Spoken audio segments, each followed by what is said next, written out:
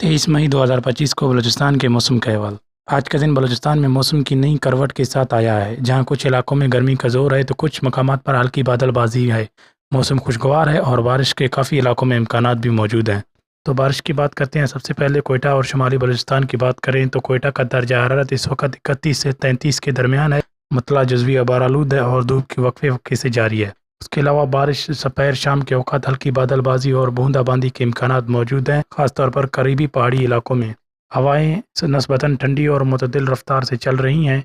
ज़ोब, कला सैफुल्लाह, मुस्लिम बाग, इन इलाकों की बात करें तो बारिश का इम्कान है। इन इलाकों में बादल बनने और हल्की बारिश की पेशगोई है। और इसके अलावा हम बात करें डेरा बुगटी, नसीराबाद और जलमक्सी की, तो इन इलाकों में शदीद गर्मी और हब्स का राज है। उसके अलावा लू चलने के भी इम्कानात है। शाम के वक़्त यहाँ भी लू चल सकती है। गवादर, पसनी, उमाड़ा जैसे साहिली इलाकों की बात करें तो यहाँ मतला अबरालूद है और नमी का तनासब जो है 70% है। यहाँ बात करें बारिश की तो यहाँ कोई बारिश मुतवक्के नहीं, लेकिन समंदरी हवाएं तेज़ हो सकती हैं।